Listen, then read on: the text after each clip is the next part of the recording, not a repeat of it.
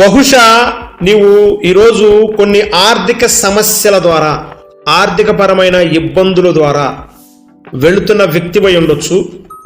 అప్పుల విషయంలో కృంగిపోయి ఎవరికి ఎలాంటి సమాధానం చెప్పాలో తెలియక చితికిపోయిన వ్యక్తివై ఉండొచ్చు. మోసపోయి డబ్బులు కానీ, నీ ధనాన్ని కానీ, నీ కష్టార్జితాన్ని కానీ పోగొట్టుకున్న వ్యక్తివై ఉండొచ్చు.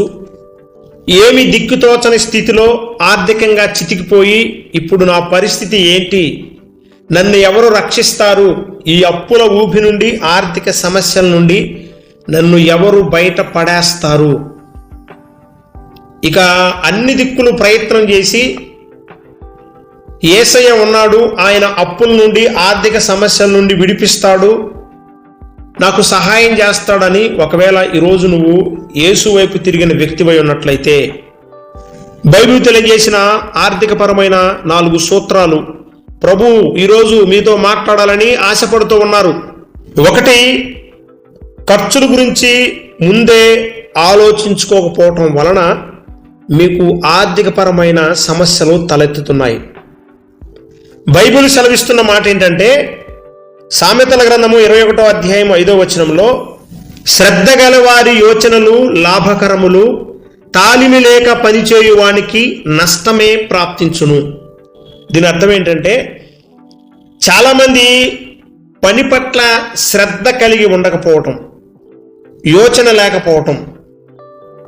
రెండవది తాలిమి లేక అంటే లెక్క చూసుకోకుండా లేదా తొందరపడి మనం ఏదైనా చేయాలి అనుకున్నప్పుడు మన జీవితంలో ఎప్పుడు కూడా తొందరపడకూడదు, ఆలోచించుకోవాలి, ఆలోచించి అడుగు వేయాలి. ఫర్ సపోజ్ మీరు ఒక మార్కెట్కి వెళ్ళారు, కొన్ని వస్తువులు కొనాలనుకున్నారు, అయితే మీరు లిస్ట్ అవుట్ చేసుకోకుండా వెళ్ళారు. దయచేసి గమనించాలి, మీరు లిస్ట్ అవుట్ చేసుకోకుండా వెళ్ళినప్పుడు ఏది కనిపిస్తే అది తీసేసుకుంటారు. బహుశా మీ బడ్జెట్ ఫర్ మంత్ 5,000 అయి ఉండొచ్చు. అయితే మీరేం చేస్తారు తెలుసా, అనవసరంగా 5,000 ఎక్స్ట్రా 10,000 ఖర్చు పెడతారు. మీకు వచ్చే శాలరీని బట్టి ఆ మంత్ ఎక్స్పెండిచర్, కుటుంబ అవసరాల నిమిత్తం, సరుకుల నిమిత్తం మీరు మార్కెట్కి వెళ్ళి సరుకులు కొనాలి అనుకున్నారు. అయితే వెళ్ళారు, సరుకులు పట్టిని రాసుకోకుండా మీరు వెళ్ళారు, 5,000కి 10,000 ఖర్చు చేశారు. ఎందుకంటే అక్కడ ఏముంటుంది తెలుసా, 1+1 ఆఫర్ ఉంటుంది. బై 1 గెట్ 1 అనే ఆఫర్ ఉండగానే మీరు ఏం చేస్తారు, వెంటనే కొనేస్తారు. చాలామందికి తెలియని రహస్యం ఏంటంటే, మిమ్మల్ని టెంప్ట్ చేయటం కోసమే అలాంటి ఆఫర్స్ పెడతారు. అనవసరమైన ఆఫర్స్లో మీరేం చేస్తారో తెలుసా, తీసేసుకుంటారు. యాక్చువల్గా మీకు ఆ మంత్ 2 అవసరం లేదు, 1 అవసరం, అయినా మీరు 2 కొంటారు. అదే అంటే ఏమంటారంటే, తెలివిగా మనం ఉండాలండి. 1+1 ఆఫర్ చూడండి, జస్ట్ స్టిక్కర్ మారుస్తాడు అంతే. అవి ఎక్స్పైరీకి దగ్గరగా ఉన్న ప్రొడక్ట్స్ అని గుర్తుపెట్టుకోవాలి. మీరు తెచ్చుకున్నారు, స్టాక్ పెట్టుకున్నారు, వాడి దగ్గర స్టాక్ ఉంది కాబట్టి ఆ స్టాక్ను ఎలాగా అమ్మాలి అని వాడు ఏం చేస్తాడు, బై 1 గెట్ 1 ఆఫర్ పెట్టాడు. మీరేం చేస్తారు, తెలివిమంతుల్లాగా, జ్ఞానవంతుల్లాగా మీరేం చేస్తారంటే వాటిని కొనుక్కొని మీ దగ్గర తెచ్చుకొని స్టాక్ పెట్టుకుంటారు. మీకేం ఉపయోగం ఉండదు, పైగా మీ ఎక్స్పెండిచర్ పెరుగుతుంది. తొందరపడకండి అలాంటి ప్రొడక్ట్స్ కొన్నప్పుడు. 99 రూపీసేనండి, తక్కువ అని కొంటారు. మీకు విషయం చెప్పాలంటే, దాని యొక్క వాల్యూ A50 A60 ఉంటుంది, కానీ ₹1 తగ్గించి 3 అంకెల బదులు 2 అంకెలు పెట్టేసి మీ చేత కొనేలాగా చేస్తారు. దయచేసి అలాంటి వాటికి కూడా మీరు టెంప్ట్ అవ్వద్దు. ఎక్కువగా మీరు ఎప్పుడు ఖర్చు పెడతారు, పండగలప్పుడే. అంచనా వేసుకోకుండా ఆఫర్లు పెట్టారండి, ఫ్లిప్కార్ట్లో పెట్టారు, అమెజాన్లో పెట్టారు, కొనేద్దాం అని అంటారు. మీరు దయచేసి గమనించాలి. క్రెడిట్ కార్డు ఉంది కదా అని ఎట్లా పడితే అట్లా గీకారు అనుకోండి, కట్టేటప్పుడు ఏమంటాడు, మోపడవుద్ది. దయచేసి గమనించాలి, ఈజీగా దొరికే క్రెడిట్ మనం తీసుకుంటే దాని మూల్యాన్ని చెల్లించాల్సిన అవసరత ఎంతైనా ఉంటుంది. కాబట్టి నా ప్రియ సహోదరి సహోదరుడా, ఆర్థికపరమైన సమస్యలు మనకు రావడానికి కారణం ఏంటంటే మనము ఖర్చుల విషయంలో ఆలోచించుకోకుండా ఎలాగ పడితే అలాగ ఖర్చు పెడతాం. ఒక సగటు ఉద్యోగి, ఒక నార్మల్ ఉద్యోగి ఆలోచించే ఆలోచన విధానం ఎలా ఉంటుందంటే, ఈ నెల ఖర్చు పెడితే ఏమవుతుంది, నెక్స్ట్ మంత్ మనకి మళ్ళీ శాలరీ వస్తుంది కదా అని అనుకుంటారు. గమనించాలి, ఆర్థికపరమైన మాంద్యం కూడా మీ జీవితాల్లో కొన్నిసార్లు వస్తాయి. కాబట్టి వాటి కొరకు మీరు ఎప్పుడు కూడా సిద్ధపడి ఉండాలి. చాలామంది చెప్పే కంప్లైంట్ ఏంటంటే, మేము ఆర్థికంగా చితికిపోయాము, ఆర్థిక ఇబ్బందుల్లో ఉన్నాము, అప్పుల సమస్యల్లో పడి ఉన్నాము అని చెప్పడానికి కారణం ఏంటంటే వారికి ప్లాన్ సరిగ్గా లేకపోవటం. ప్రతి ఒక్కరి జీవితంలో ఆర్థికపరమైన మాంద్యం వస్తుంది. మీకేంటండి, పెద్ద పెద్ద కంపెనీలకే వస్తాయి. ప్రపంచానికే ఆర్థిక మాంద్యం వస్తుంది. కొన్నిసార్లు వచ్చింది. కొన్నిసార్లు సాఫ్ట్వేర్ రంగం పడిపోయింది, కొన్నిసార్లు ఇండస్ట్రియల్ రంగం పడిపోయింది, కొన్నిసార్లు చేతివృత్తుల రంగం పడిపోయింది, కొన్నిసార్లు జీవితాలు కూడా పడిపోతాయి. కాబట్టి ఆర్థిక మాంద్యము తప్పక వస్తుందని గ్రహించి ప్లాన్ చేసుకోవాలి, సేవింగ్ చేసుకోవాలి. ఒక పెద్ద ఆయన చెప్పిన సూత్రం నేను ఈరోజు మీకు చెప్పాలని ఆశపడుతున్నా.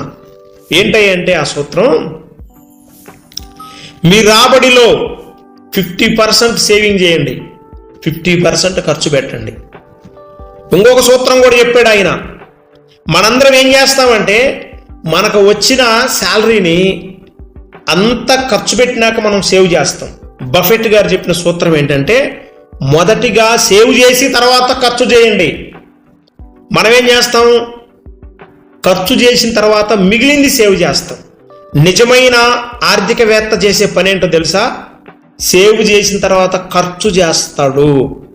రాబోయే విపత్తులు ముందుగా గ్రహించి దానికి కొంత తీసి సేవ్ చేసి తర్వాత దాన్ని మిగిలిన దానిని ఖర్చు చేస్తాడు. బైబిల్లో దీనికి ఒక మంచి ఉదాహరణ యోసేపు. యోసేపు ఏం చేశాడు తెలుసా, 7 సంవత్సరాలు సమృద్ధిగా పంటలు పండినప్పుడు రాబోయే కరువు, ఆర్థిక మాంద్యం అంటే కరువు, ఆర్థికపరమైన కరువు, రాబోయే కరువుకి ముందుగానే సమకూర్చాడు. సమృద్ధిగా పంటలు పండినప్పుడు ముందుగా దాచాడు. రాబోయే కరువుకి ముందుగానే ప్లాన్ చేసి దాచిపెట్టాడు. కాబట్టే ఆర్థికపరమైన సంక్షోభం వచ్చినప్పుడు, కరువు వచ్చినప్పుడు చూడండి, ఐగుప్తు వైపు అన్ని దేశాలు చూశాయి. యోసేపు తన కొరకు, తాను నివసిస్తున్న దేశం కొరకు మాత్రమే కాదు, ప్రపంచం కొరకే ఒక గొప్ప వ్యూహరచన చేశాడు. ప్రపంచం మొత్తం కొరకు దాచిపెట్టాడు ధాన్యాన్ని. సహోదరి సహోదరుడా, ఇక్కడ ధాన్యం అంటే నువ్వు సంపాదిస్తున్న డబ్బు. కాబట్టి ఈ విషయాల్లో ఎలా ఉండాలి, నువ్వు ముందుగానే కొంత ప్లాన్ చేసుకోవాలి. ఖర్చుల విషయంలో ఆలోచించకుండా ఎడాపెడా ఖర్చు పెడితే, కొంతమంది దుర్వ్యసనాలకు బానిసైన వాళ్ళు ఖర్చు పెడతారు. సిగరెట్లు తాగేవాళ్ళు, మందు తాగేవాళ్ళు, గుట్కా, పాన్ పరాక్ ఇలాంటివి చేసేవాళ్ళు అయితే ఎడాపెడా ఖర్చు పెడతారు. మొన్న ఒక ఆయన ఒక లిస్ట్ అవుట్ చేశాడు, మార్కెట్కి వెళ్దామని. లిస్ట్ అవుట్ చేసి అన్ని రాసుకున్నాడు, తెచ్చుకున్నాడు. కానీ చిన్న విషయమే కదా అని ఆయన తినే సోమ్ ప్యాకెట్ గురించి రాసుకోలే. నెల మొత్తం చూసి ఖర్చులన్నీ చూసుకునేసరికి సోంపు మీద ఆయన ఎక్కువ ఖర్చు పెట్టాడంట, సోమ్ ప్యాకెట్స్ మీదనే. మనం అనుకుంటాం సోమ్ ప్యాకెటే కదా, ఏమవుద్దండి, సోంపే కదండి, ₹1 కదా అని మనం అనుకొని రాసుకోము దాంట్లో. కానీ లెక్కలోకి రాని ఖర్చులు ఎక్కువగా ఉంటాయి, జాగ్రత్త. అందుకే నెల వచ్చేసరికి నీవు ఖర్చు పెట్టే ప్రతిదీ నీకు తెలుసు. నిజాయితీగా ఆర్థికపరమైన విషయాల్లో నీవు నిజాయితీగా రాసుకోగలిగితే నీకు అప్పులు చేయాల్సిన అవసరం రాదు. ఆర్థికపరమైన ఇబ్బందుల్లో నువ్వు ఎప్పుడూ పడవు. సహోదరి సహోదరుడా, యోసేపులాగా మనం ఏం చేయాలో తెలుసా, రాబోయే కరువు గురించి, సంక్షోభం గురించి ముందుగానే ఊహించి కొంత సేవ్ చేయాలి. శాలరీ వస్తుంది కదా అని ఎడాపెడా ఖర్చు పెట్టకూడదు. మన సహోదరి మనులైతే మా ఆయనకి నెక్స్ట్ మంత్ మళ్ళీ ఫస్ట్ తారీఖు శాలరీ వస్తుందండి. షాపింగ్కి వెళ్ళి చీరలు, నగలు, ఇక అవసరానికి మించి ఖర్చు పెట్టేస్తారు. దయచేసి గమనించాలి, ఆర్థికపరమైన సంక్షోభాలు ప్రతి ఒక్కరి జీవితంలో వస్తాయి, తప్పక వస్తాయి. కానీ తెలివి కలిగిన వాడు మాత్రమే చూడండి ఉన్నప్పుడు లేనప్పుడు కూడా ఒకే రీతిగా ఉండగలుగుతాడు. ఎందుకో తెలుసా? వాడు ముందుగానే సేవ్ చేసి పెట్టుకుంటాడు. ఆరోగ్యపరమైన సంక్షోభాలు కూడా వస్తాయి. వయసు దాటినాక 40 దాటినాక ఏమొస్తాయండి? షుగర్ వస్తుంది, బీపీ వస్తుంది, ఇక అన్ని రకాల అనారోగ్యాలు వచ్చేస్తాయి. ముందుగానే నువ్వు ఒక గొప్ప ప్లాన్ చేసుకుని ఉంటే, ఇన్సూరెన్స్ లాంటివో లేదన్న వాటి మీద నువ్వు కొంచెం ప్లాన్ చేసుకుని ఉంటే విపత్తులప్పుడు కొన్ని తప్పించుకోవడానికి అవకాశం ఉంటుంది. ప్రతి మనిషి జీవితంలో ఆర్థికపరమైన సంక్షోభాలు, అనారోగ్యపరమైన సంక్షోభాలు వస్తాయండి. వీటి నుండి తప్పించుకోగలిగిన వాడు ఎవడయ్యా అంటే వాడు యోచన చేసేవాడు, శ్రద్ధ కలిగి యోచన చేసేవాడికి అవి లాభకరముగా ఉంటాయి. తాలిమి లేక పనిచేసేవాడికి అది నష్టాన్ని కలుగు చేస్తుంది. అందుకే సహోదరి సహోదరుడా, నీ ఇంటిలో ఖర్చు పెట్టే పిన్ను, గుండు సూది నుంచి హైయెస్ట్ ఐటమ్ వరకు కూడా ప్రతిదీ కూడా లెక్క రాసుకొని అవి మాత్రమే నువ్వు మార్కెట్కి వెళ్ళినప్పుడు కొనాలి, అంతకుమించి కొనకూడదు. ముఖ్యంగా సూపర్ మార్కెట్కి వెళ్తే ఏవి పడితే అవి కొనకూడదు, అవసరానికి మించి ఏది కొనకూడదు. దయచేసి గమనించాలి. మీరు ఎక్కడి నుండి ఏం చేయాలి? ఖర్చు పెట్టే ప్రతిదీ కూడా జాగ్రత్తగా ఖర్చు పెట్టాలి. నీళ్లు ఖర్చు పెట్టినట్లుగా ఖర్చు పెడితే మీ జీవితంలో పారబోసిన నీళ్లను తిరిగి తెచ్చుకోలేరు. అంటే మీరు ఖర్చు పెట్టిన రూపాయిని మళ్ళీ తిరిగి తెచ్చుకోలేరు. పిల్లల గురించి కొంత ప్లాను, కుటుంబం కొరకు కొంత ప్లాను, భవిష్యత్తు కొరకు కొంత ప్లాను, ఇలా మీకు వచ్చే ఫండ్స్ని డివైడ్ చేయాలి. ఫర్ సపోజ్ మీకు ఒక 50,000 శాలరీ వచ్చింది అనుకుందాం, దాంట్లో 50% సేవింగ్కే వెళ్ళిపోవాలి. అలా మీరు చేయగలిగినప్పుడు మీ జీవితంలో ఆర్థిక సంక్షోభాలు వచ్చినా, యోసేపు కాలంలో ఏ విధంగా అయితే ఆర్థికపరమైన సంక్షోభాలు వచ్చినప్పుడు, కరువు వచ్చినప్పుడు ఏ విధంగా అయితే తాను ఉన్న దేశాన్ని, ప్రపంచాన్ని పోషించాడో, సహోదరి సహోదరుడా, నీవు మాత్రమే కాదు, నీ కుటుంబం మాత్రమే కాదు, ఇంకా నలుగురికి నీవు సహాయం చేయగలుగుతావు. మన జీవితాల్లో ఆర్థికపరమైన ఇబ్బందులు, అప్పులు, సమస్యలు రావడానికి రెండవ కారణం అనవసరమైన అప్పులు చేయటం. సామెతల గ్రంథము 22వ అధ్యాయం 7వ వచనంలో ఒక చక్కని మాట ఉంటుంది. ఐశ్వర్యవంతుడు బీదల మీద ప్రభుత్వము చేయును, అప్పు చేయువాడు అప్పిచ్చువానికి దాసుడు. అప్పు తీసుకునేవాడు అప్పిచ్చేవానికి ఏమవుతాడు? దాసుడవుతాడు. గుర్తుపెట్టుకోవాలి. మీలో చాలా మంది దాసులు అవ్వడానికి కారణం ఏంటంటే అప్పులు చేయటం, అనవసరమైన అప్పులు. ఎందుకు మీరు అప్పులు చేస్తున్నారు? ఈజీగా క్రెడిట్స్ వస్తున్నప్పుడు ఏముందలేండి 45 రోజుల తర్వాత కదా అప్పు తీర్చేది, 45 రోజులు అంటే ఇంకా చాలా ఉంది అని మీలో చాలామంది క్రెడిట్ కార్డ్, బ్యాంక్ కోడ్ ఇచ్చే అప్పులు తీసుకుంటున్నారు. దయచేసి ఇప్పటికే మీకు క్రెడిట్ కార్డులు ఉంటే నేను మిమ్మల్ని రిక్వెస్ట్ చేస్తున్నా, అవసరమైతే తప్ప అనవసరం అనుకుంటే యేసు నామమున వాటన్నిటిని తీసివేయండి క్రెడిట్ కార్డ్స్. ఎందుకంటే మీ ఆర్థిక సంక్షోభానికి రెండవ కారణం క్రెడిట్ కార్డ్. కొంతమందికి అవసరం, విదేశాలకు వెళ్ళే వాళ్ళకి క్రెడిట్ కార్డ్స్ కావాలి, వాళ్ళకి అవసరం, ఖచ్చితంగా వాళ్ళు పెట్టుకోవచ్చు. కానీ ఒక సగటు ఉద్యోగికి క్రెడిట్ కార్డు అవసరం లేదు. ఎందుకో తెలుసా? ఈ నెలలో మీకు మొబైల్ అవసరం లేకపోయినా, ఈ నెలలో మీ దుస్తులు అంతగా పాడవకపోయినా, ఈ నెలలో మీ కుటుంబ అవసరాల నిమిత్తం కొన్ని అవసరం లేకపోయినా క్రెడిట్ కార్డే కదండి అని మీలో చాలామంది ఏం చేస్తున్నారంటే క్రెడిట్ కార్డు గీకుతున్నారు. నేను అంటున్నాను, మిమ్మల్ని ఒక ప్రశ్న అడుగుతున్నాను, చెప్పండి. మీ ఇంట్లో ఒక తొట్టి ఉంది, తొట్టి నిండా నీళ్లున్నాయి, నీళ్లు వాడే కొలది నీళ్ళు ఏమవుతాయి? ఖాళీ అవుతాయి. మళ్ళీ తొట్టిని మీరు నింపితే అది నిండిద్ది. ఇప్పుడు నేనేమంటున్నానంటే, మీరు ఎన్ని డబ్బాలు నీళ్లు తీసుకుంటున్నారో మళ్ళీ అన్ని డబ్బాలు దాంట్లో పోయగలుగుతున్నారా? పోయగలిగినప్పుడు మీరు ఆ నీటిని సమృద్ధిగా వాడుకోగలుగుతారు. Have you got my point? మీ ఇంట్లో ఒక తొట్టి ఉంది, ఆ తొట్టి నిండా నీళ్లు పోశారు. నీళ్లు పోసిన తర్వాత మీరు వాడుకోవడం ప్రారంభించారు. మీరు ఎంత వాడుకున్నారో మళ్ళీ అంత తరువు నీళ్లు పోసినప్పుడు తొట్టి నిండుగా సమృద్ధిగా ఉంటుంది. అలాగే మీ ఆర్థిక పరమైన విషయాలలో కూడా మీరు మీ వాలెట్ ఫుల్గా ఉన్నప్పుడు కొంత తీశారు, ఆ తరుగును మళ్ళీ పూడ్చగలిగినప్పుడే మీరు ఖర్చు పెట్టాలి. ఈ నియమం మీరు పెట్టుకుంటే మళ్ళీ ఎన్నటికీ మీ జీవితంలో అప్పుల జోలికి వెళ్ళలేరు. ఫర్ సపోజ్ మీకు 50,000 శాలరీ వచ్చింది, ఆ నెలలో 50,000 ఖర్చు పెట్టేశారు. మళ్ళీ 50,000 పూడ్చాలంటే నెల తిరిగి రావాలి. మళ్ళీ 50,000కి రెడీగా క్రెడిట్ కార్డు అప్పులు రెడీగా ఉన్నాయి. సో మీరు ఏం చేస్తున్నారు? 2 రోజుల్లో తొట్టి ఖాళీ అయిపోతుంది, వ్యాలెట్ ఖాళీ అయిపోతుంది. నెలాఖరికి వచ్చేసరికి మళ్ళీ ఖాళీ వ్యాలెట్. కొంతమంది అయితే 2 వారాలే కథం, మళ్ళీ సగం నెలంతా అప్పు కోసం ఎదురు చూస్తూ ఉంటారు. ఎందుకో తెలుసా? మీరు అనవసరమైన ఖర్చులు పెట్టడం వల్ల. నెల తర్వాత కదండి, 45 రోజుల తర్వాత కదండి కట్టేది అని క్రెడిట్ కార్డు గీగుతున్నారు.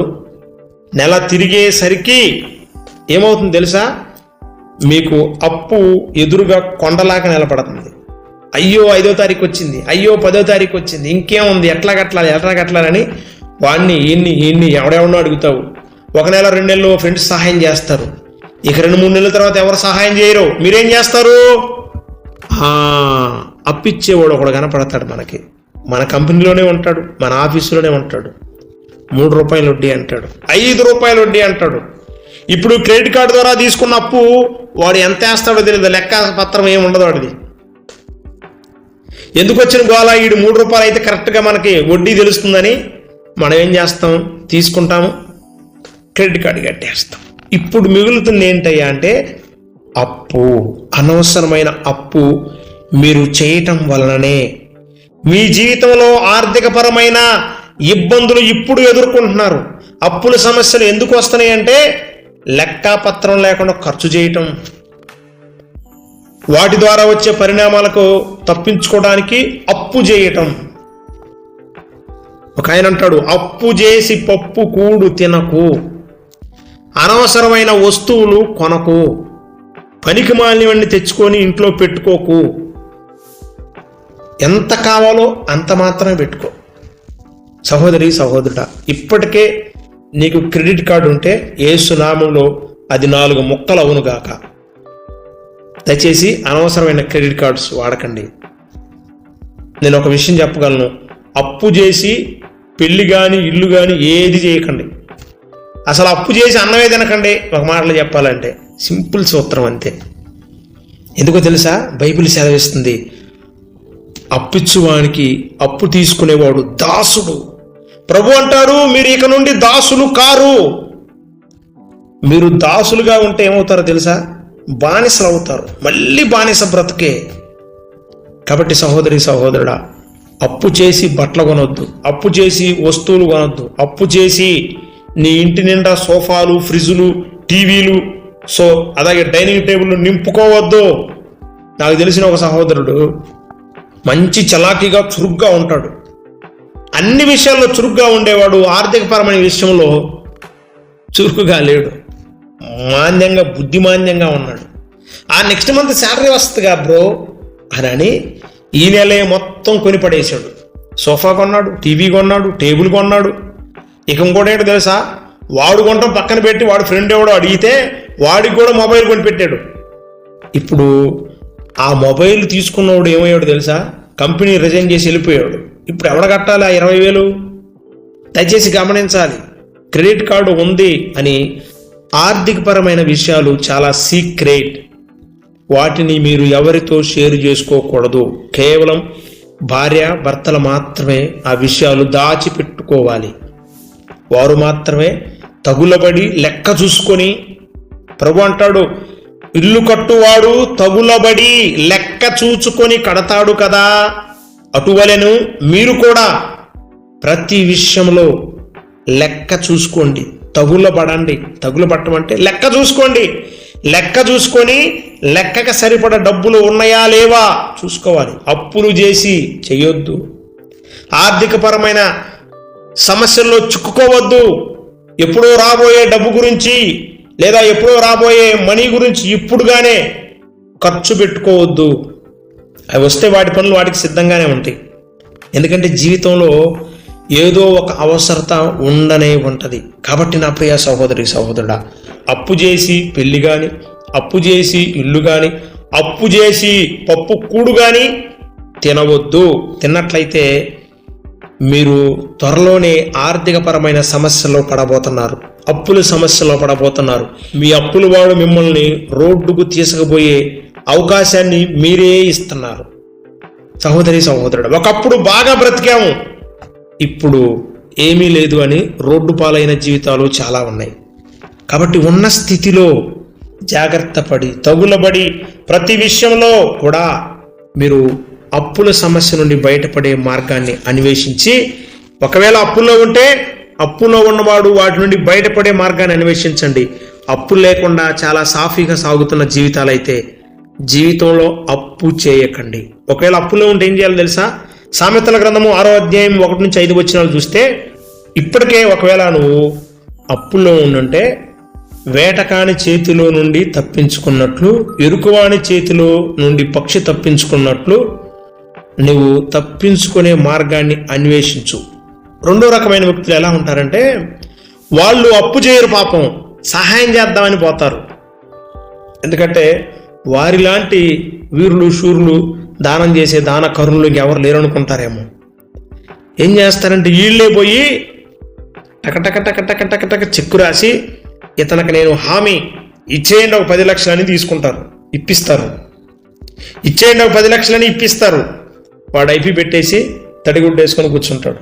మరి ఈడే 10 లక్షలు ఎవడ తీర్చాలి? ఒక పెద్ద ఆయన, నాకు తెలిసిన ఒక మంచి విశ్వాసి, పాపం ఆయన జీవితంలో అప్పు చేశాడో లేదో తెలియదు కానీ పాపం మధ్యగా వచ్చి ఉన్నాడు. నేను హామీ అండి ఇచ్చేయండి అని ఇప్పించాడు. ఇప్పుడు ఎవడ కట్టాలి డబ్బులు? వాడు ఉన్నాడు కానీ నా దగ్గర లేవు అంటున్నాడు. ఈయనేం విశ్వాసి, సాత్వికుడు, ప్రార్థనాపరుడు. ఇప్పుడు వాడి దగ్గర పోయి అడావుడు చేయలేడు. ఈయనేం చేసిన తెలివి తక్కువ పని ఏంటంటే, ఈయన పోయి ఏం చేశాడు, ఈయనే వెళ్ళి నోటు రాసి వాళ్ళ దగ్గర తీసుకొచ్చుకొని ఈయన పోయి మళ్ళీ వాడికి ఇచ్చాడు. విశ్వాసులే ఉంటారు, జాగ్రత్త. ఎవరో ఉండరు, విశ్వాసే. మళ్ళీ ఆయన కూడా తీసుకున్న ఆయన కూడా విశ్వాసే, ఇప్పించిన ఆయన విశ్వాసే, తీసుకున్న ఆయన విశ్వాసే. ఇచ్చినోడు అన్యుడు. తీసుకున్న విశ్వాసం మళ్ళీ తిరిగి ఇవ్వాలి కదా, ఇవ్వాలా? ఇప్పుడు ఎవరు పడ్డాయి? ఇప్పించిన అతని మీద పడ్డాయి. దగ్గర 7-8 సంవత్సరాల నుంచి ఆయనే అప్పులు కడుతున్నాడు, వడ్డీలు కడుతున్నాడు, తీసుకున్న దానికంటే ఎక్కువగా కట్టాడు. సహోదరి సహోదరుడు, నేను కూడా విశ్వాసుని అని ఎవడన్నా వచ్చినా దయచేసి అప్పు తీసుకునే విషయంలో, అప్పు ఇప్పించే విషయంలో జాగ్రత్త పడండి. మీ ఆర్థికపరమైన సమస్యలకి, మీ అప్పుల సమస్యలకు కారణం మీరు అప్పు చేయడం మాత్రమే కాదు, వేరే వాడికి అప్పు ఇప్పించటం, హామీ ఉండటం కూడా చాలా ప్రమాదం. ఆ నమ్మకం నాకు చాలా ఎక్కువ అండి. ఎప్పటి నుంచో నా కొలీగే, మా ఫ్రెండే, మా తమ్ముడే, మా అన్నే ఇప్పించావా? నీకు తప్పదో ఆర్థిక సమస్య. మూడవది, డబ్బు సంపాదించండి కానీ డబ్బే ప్రధానంగా జీవించకండి. చాలా మంది చేసే తప్పు ఏంటంటే డబ్బు సంపాదించటం ప్రధాన ధ్యేయంగా పెట్టుకుంటారు. డబ్బు కంటే ముఖ్యమైన విషయాలు ఇంకేం లేవా? చాలా ఉన్నాయి. అన్నిటికీ డబ్బే కాదు కదా, గుర్తుపెట్టుకోవాలి.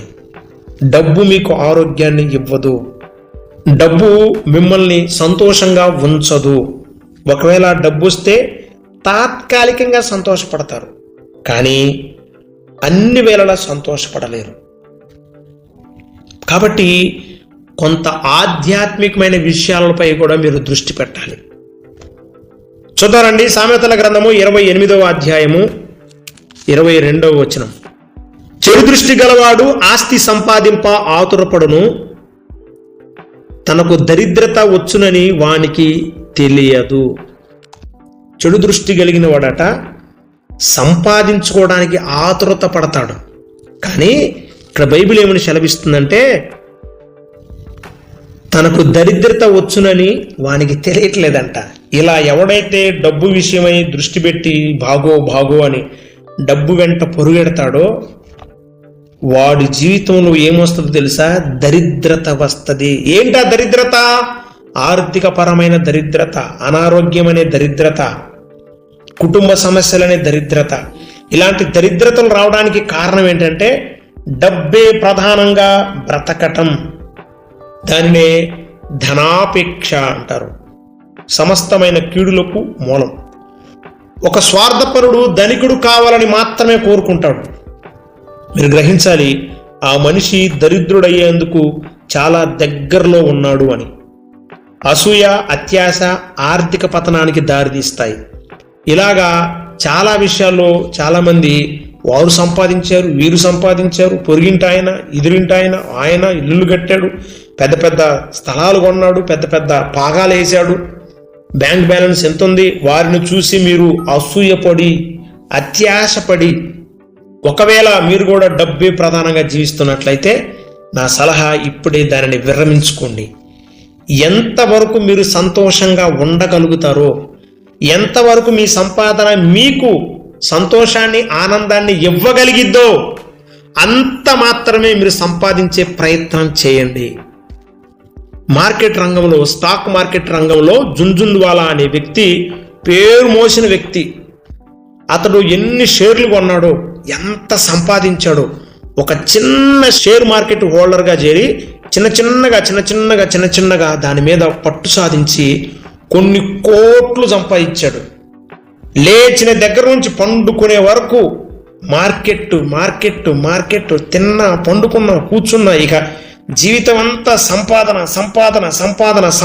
అని తిరిగాడు. కోట్లు సంపాదించిన చివరిలో అతను ఇచ్చిన స్టేట్మెంట్ చనిపోయే ముందు తెలుసా?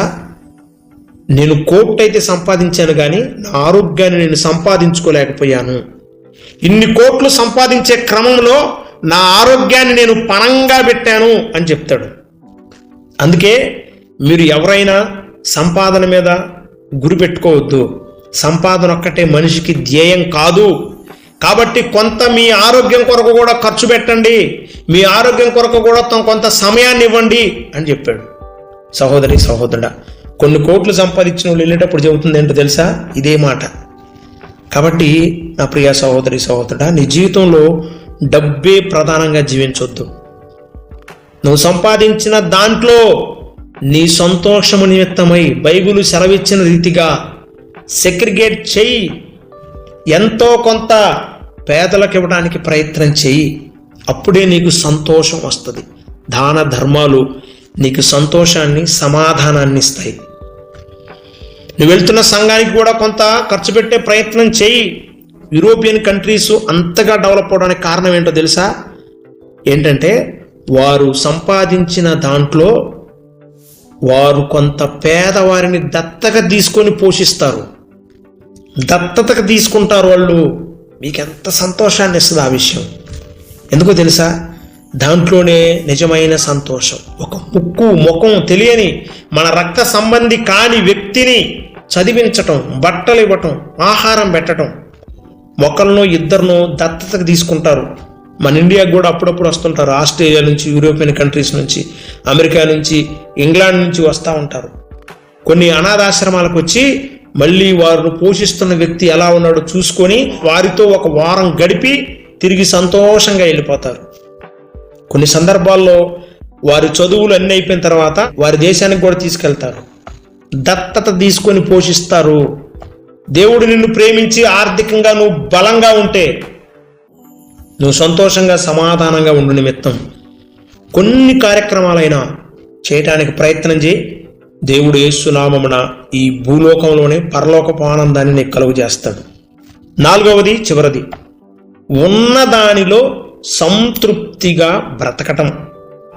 ఉన్న దాంట్లో సంతృప్తిగా బ్రతకపోవటం వలననే మీరు ఎక్కువగా ఆర్థిక పరమైన సమస్యల్లో చిక్కుకుంటున్నారు, అప్పులు చేసి పప్పు కూడు తిని ఇక ఎలా బ్రతకాలి, నాకు సూసైడే, నా అప్పులు తీర్చేవారు లేరని గందరగోళ పరిస్థితుల్లోకి వెళ్తున్నారు. కొందరైతే దేవుడి మీద కూడా నిందలు వేస్తున్నారు. ఈ మధ్య కొంతమంది పెడుతున్న కామెంట్స్ ఎలా ఉన్నాయంటే, దేవుడు నా అప్పులు తీర్చట్లేదండి, అందుకే నేను దేవుడి మీద అలిగాను. దేవుడు నా అప్పులు తీర్చట్లేదండి, ఎన్నో రోజులుగా ప్రార్థన చేస్తున్నానండి. ఎందుకు తీరుస్తాడండి దేవుడు?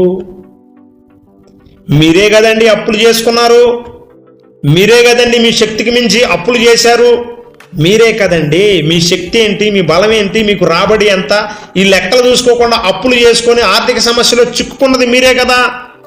సులువుగా చిక్కులు పెడతాడు సాతానుగాడు. మొదటిగా 5,000 తీసుకునేటట్లుగా చేస్తాడు, తర్వాత 10,000, 20,000, తర్వాత 1,00,000. ఇలా శక్తికి మించి అప్పులు చేసేటట్లుగా చేసి మిమ్మల్ని ఆర్థికపరమైన ఊపిలోకి దించి ఇప్పుడు దేవుని నిందించేలాగా చేస్తున్నాడు. అందుకే మీరు అప్పు చేయొద్దనేది. ఇక్కడ దేవుడు అప్పులు తీర్చు అంటే నువ్వు చేసి దేవుని అప్పులు తీర్చమంటే ఏం న్యాయం? మీరే చెప్పండి. ఆర్థికపరమైన ప్లానింగ్ మీకు లేక అప్పులు చేసుకొని, మీ శక్తికి మించి అప్పులు చేసుకొని, అనవసరమైనవి కొనుక్కొని, ఈఎంఐలు కట్టలేకపోతున్నాను, అప్పులకు సమాధానం చెప్పలేకపోతున్నాను, వీటన్నిటికీ కారణం ఎవరండి? మనమే కదా. కాబట్టి సహోదరి సహోదరుడా, మీరు అప్పులు చేసి దేవుడి మీద దయచేసి నిందించకండి. అపోస్తుడైన పౌలు గారు 1 తిమోతి పత్రిక 6వ అధ్యాయం 7-8 వచనాల్లో ఒక చక్కటి మాట చెప్తారు. ఏంటంటే, అన్న వస్త్రములు గలవారమై ఉండి వాటితో సంతృప్తి పొందుదము అని అంటాడు. సంతోషాన్ని, సంతృప్తిని దయచేసి గమనించాలి. డబ్బుతో కొనలేము. ఈ ప్రపంచంలో అత్యంత సంతోషంగా జీవించిన వ్యక్తుల దగ్గర, చాలా మంది వ్యక్తుల దగ్గర డబ్బు లేదు. వాళ్ళ దగ్గర ఉన్నదల్లా ప్రేమ, సంతోషం, దేవునితో స్నేహం. కాబట్టి నా ప్రియ సహోదరి సహోదరుడా, ఉన్నదానిలో సంతృప్తిగా బ్రతకండి. తృప్తి లేని జీవితం మీ జీవితానికి శాపకరం. మీరు ఈరోజు సంతృప్తిగా లేకపోవడానికి కారణం ఆర్థికపరమైన మాంద్యంలో చిక్కుకోవడం. తృప్తి లేని జీవితం మీకు అది ఒక శాపకరం. కాబట్టి ఉన్నదానితో సంతృప్తిగా బ్రతకటం నేర్చుకోండి. 1వ తిమోతి పత్రిక 6వ అధ్యాయము 7 మరియు 8 వచనాలు. ఈ నానా విధములైన శోధనల్లో పడటానికి కారణం ఏంటి? నానా బాధలలో ఎందుకు మీరు చిక్కుకుంటున్నారు అంటే, పౌలు గారు అంటున్నాడు, డబ్బుని ఆశించి, అప్పులు చేసి, అనవసరమైన ఖర్చులు పెట్టి సంతృప్తిగా బ్రతకపోక వారు లోకంలో ఉన్న ధనాన్ని ఆశించి ఏం చేశారు తెలుసా?